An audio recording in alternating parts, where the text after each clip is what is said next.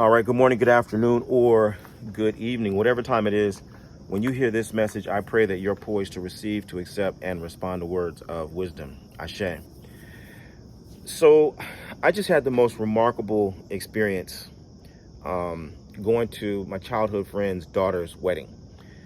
And there's lots and lots of nuances that go into it, and I'd love to go into detail, but we don't have time for all that for the purposes of this lesson.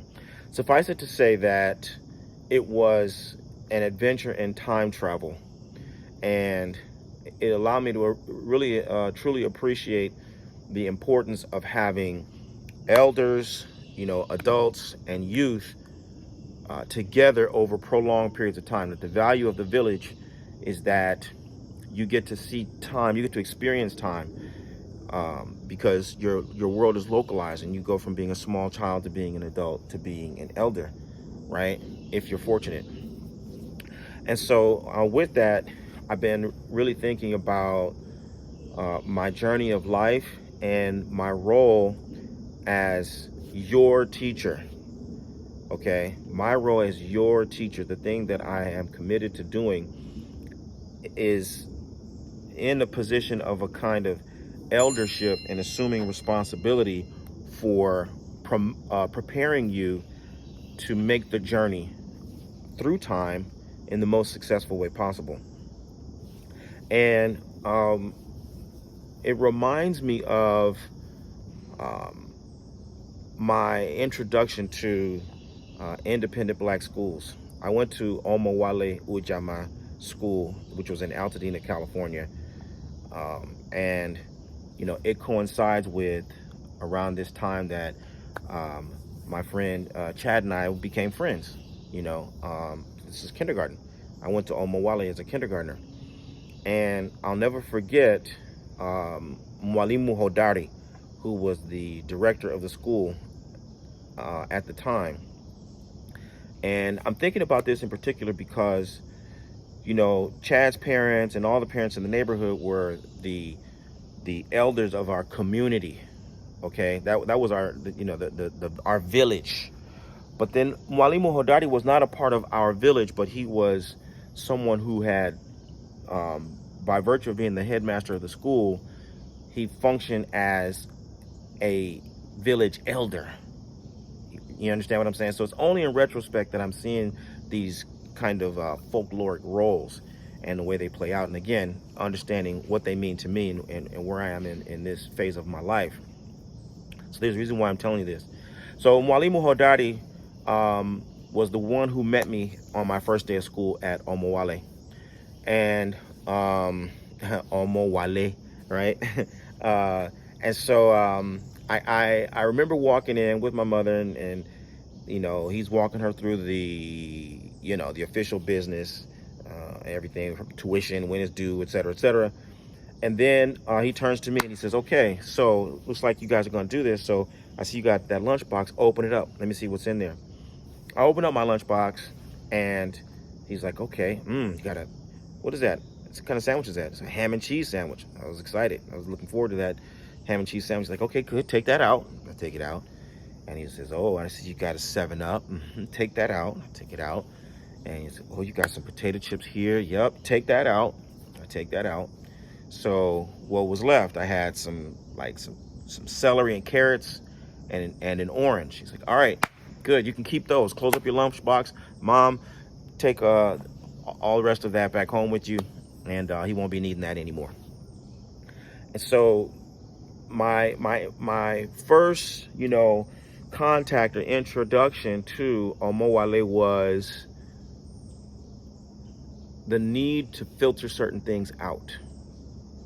He already had a vision for what we're doing here. They had a culture, and the culture was going to promote a certain lifestyle and a certain mindset and allow you to achieve certain kinds of performance goals. That's going to require a certain diet and a certain schedule. And so we're going to remove all of the things that contradict that. Very important. But they didn't stop there, because they cooked for us fresh meals, kind of home cooked meals every single day. I've forgotten who it was, but Mama somebody was in the kitchen every day making a meal. You could smell it. I remember we had lentils a lot, we had beans a lot, and it was like, that was a part of the experience. But they fed us, is what I'm trying to say. They took out the junk food and they replaced it with healthy, nourishing, well-prepared, home-style meals, okay? And then, of course, that's a perfect metaphor for the knowledge that they fed us. I remember learning phonics, right? I learned phonics as young as kindergarten. And of course, Mwalimu Shaidi would tell us stories, and he would play the marimbula, the thumb piano, and he would tell us stories while he would play this thumb piano, and they fed us gardening. We went out and we had a garden at the school, right? So they were replenishing and restoring all of these things that they knew had been stripped from us, all of these different kinds of nutrients and minerals that they knew had been denied us. And they went about the process of restoring and restocking the original, you know what I mean? Like when you're going to restore your device to factory settings, that's what Omowale was about. It was about restoring the factory settings of you as an African. Okay, and so that's the role that I'm taking. And that's what my title, the Alatunshe, is all about. It's about restoring the African mind.